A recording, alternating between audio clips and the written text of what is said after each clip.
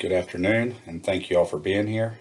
I'd like to thank IBEF for inviting me to present design and performance of fog seals on behalf of AEMA. I'm Kevin McGlumphy with Associated Asphalt Partners in Roanoke, Virginia. My home office is out of Cumming, Georgia, and I'd like to go ahead and get started. So first things first, what is a fog seal and why do we use it? A fog seal is a light spray application of asphalt emulsion without cover aggregate. So you could kind of think of it as a chip seal without the aggregate on top, and the application rate of the emulsion is much lighter than what a chip seal application would be in most instances. These applications are used to seal aged pavement and reduce raveling, improve lane and paint delineation, and slow moisture damage within a road by keeping water from penetrating down into the pavement as it opens up. It also seals by penetrating surface voids in the pavement, and to the right here you can see some pictures of the applications. This right here is over a chip seal surface to kind of make things black and more aesthetically pleasing, and then the other three are on shoulders and main line of highways in the United States. How do you ensure you get a successful fog seal project? You can really break those down into three pretty easy subsections. Project selection, I think we've all heard right treatment, right road, right time, or some derivative of that. And it's really important in this one also. We'll talk about that a little later. Second would be material selection and what emulsions to pick and what water, sands, and things that you might want to use in conjunction with. And then there's some topics on construction guidance, distributor setup, and calibration that we'll talk about. And as you can see to the right of this picture, if this is done correctly, you can kind of make the road look new again, give the surface texture some rejuvenation qualities, and add some significant life early on in the pavement as you work through this. So project selection. Again, we talked about right road at right time. Really are trying to keep your good roads good with this process. You want to make sure your road is structurally sound. You see the pictures at the right. There's no rutting, shoving, or significant cracking that would lead to something that you would think would be base type failures. You're really trying to fix fine aggregate loss, like this picture to the right, or tighten up a dense or open graded surface to make it a little more dense on the surface so that water don't get into it as easily and maybe prevent some freeze thaw damages. You could also use this treatment to fix porosity or density issues that could have happened during construction due to lack of compaction at joints and or starts and stops of the pavers.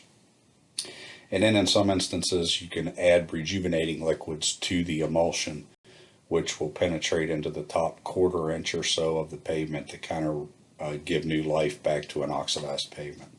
That's really what you're trying to target for fixes with a fog seal. To perform them right, one of the big things that you have to do is understand what materials and you're going to select in the design for that.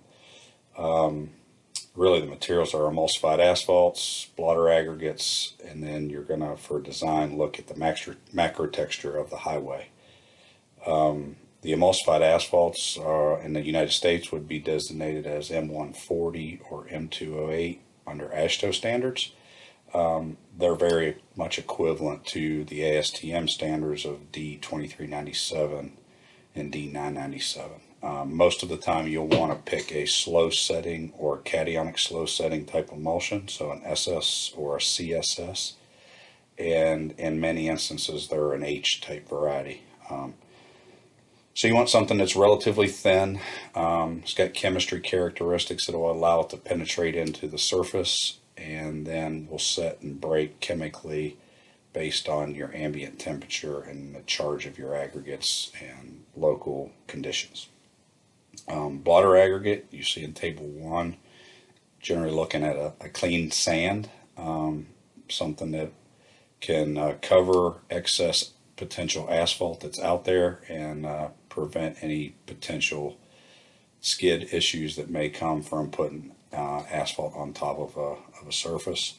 It's always good to have blotter aggregate on site, also in case you want to open some things to traffic a little quicker than the emulsions breaking, or if you got driveways and crossovers from businesses and or residents. That blotter aggregate's applied at a very light rate of 1 to 3 pounds per square yard here in the U.S. Apologize, I don't have that in SI units. I'm sure there's a conversion calculator out there somewhere that you might be able to make a quick conversion on from the slide. Last thing you want to do is determine the macro texture of the road. There's a couple ways you could do this. One is visual, and table 2 would be kind of a visual table. You could look at the road, understand if it's a dense graded asphalt mixture, an open graded asphalt mixture, or a chip seal. In the United States, these are fog seals are used over chip seals to make them more aesthetically pleasing for the motoring public. So it's a good place to use a fog seal. And then you can see the residual rate, undiluted emulsion rate, and a diluted emulsion rate for the shot rates that would be recommended. One of the big things to realize about this table is the residual rate is going to depend on the residue of your emulsion that you choose. So lower residue emulsions may require higher application rates, and then when you do the math to get to the undiluted gallon per square yard, you'd have to scale up your emulsion volume to account for the water and the asphalt in the product versus in the residual rate just having the asphalt content being accounted for in the application. And then dilution is, in this instance, 50-50 or 1-to-1. So it's just half of the undiluted. So that's that table. The other way you could potentially determine your macro texture is by testing. There are several tests out there that can look at the surface of your road and the macro texture and give you a reading of what the surface texture would be and how many voids are in that surface texture. If you did some research on your pavements, you could potentially link sand patch or some sort of digital analysis to a number that would then correlate to an application rate. But that would take a little bit of time to understand your local materials, local designs, and local mixtures to do that. So I would recommend you do that, but you might want to start with a table like table 2 and maybe set up some test strips and then back into some of the testing and more site-specific analysis. Another part for a successful project, as in any construction project, is just some construction guidance. One of the most important things in this process is calibration of your equipment. I highly recommend test strips. Test strips will allow you to calibrate the equipment. If you look to the right, you have 2 sets of felt paper. One is going perpendicular and one is going parallel to the travel lanes. That's so that you get nozzle to nozzle distribution calibration, and you get vertical speed calibration with your spray bars to make sure that you've got uniform coverage and no drilling or excess emulsion pooling in the process. And it ties back to your application rate at that point. So you would weigh those fabric pieces, and then you would know the area of the fabric pieces, and you would be able to figure gallons per yard or liters per square meter from that. The other thing you're looking for up here in the right is spray bar nozzles and overlap. You want triple overlap on this to give you a good, consistent spray pattern, and that can be managed by selecting the correct nozzles, which most distributor companies will have a manual that you can do that with, and then setting them up correctly with the right pitch and angle. And you want most of them at 45 degrees because, as you can see, 90 degrees will just give you straight lines. So if you could do 45 to 15 degrees, it'll give you the fan overlap that you need. You want to ensure your emulsions are similar to the ones you designed with, especially the residue, as we talked, that's going to make a huge impact on your shot rate and how you calculate that. So you really want to pay attention to your delivered emulsion residue, and if you calculate 2 gallons of emulsion sprayed, you'll need to take that into account.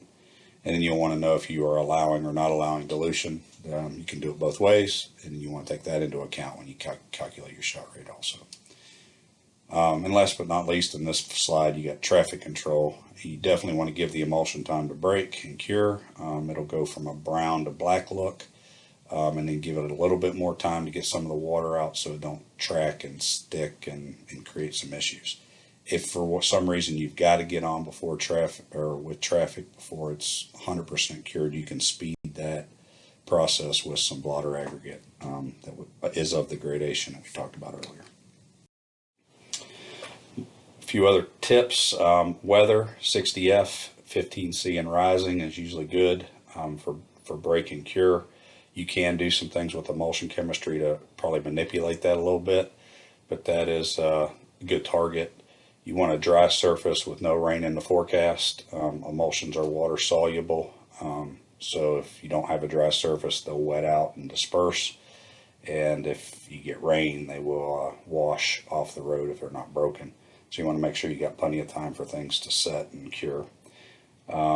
Preferably low wind. That's not as big a deal as the rain or the water standing, but wind can impact your cure time. And you'd prefer to do these in daylight hours because the sun's going to help you cure things out a lot quicker than if you don't have it.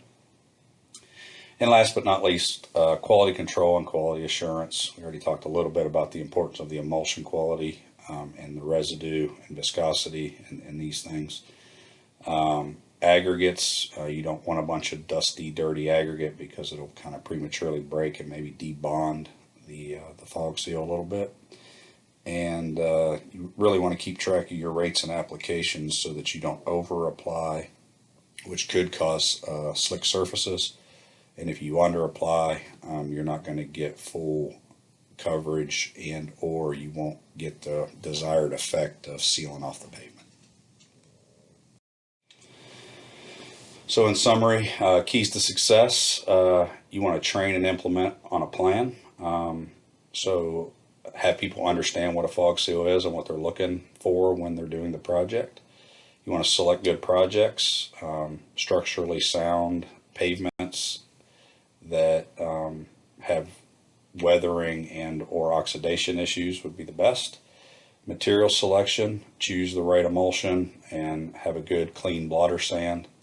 You want to make sure in the field those materials that are delivered meet the spec and are inside of a good tolerance of what the mix design was done with. Perform calibrations. I can't stress that enough. Having the application done right will go a long way to successful long-term performance. You want to conduct test strips to prove that your calibration's on, and then you can back calculate your yield based on your delivery tickets and the coverage of the area that you did in the test strip. You want to have good weather: no rain, no moisture, low wind, high sun is best. I know that's a lot. In a lot of places you can get away with tweaking the chemistry to facilitate your local environment. And then do not allow traffic on the unbroken emulsion, as it'll track, and you'll have residents and others that will be upset if that happens. So you want to keep cars and people and pets and neighbors off of the unbroken emulsion until it's kind of a black, non-tacky surface. And with that, I'll take questions. And again, I appreciate the opportunity to speak to you today on behalf of the Asphalt Emulsion Manufacturers Association and Associated Asphalt Partners. I appreciate the time. Thank you.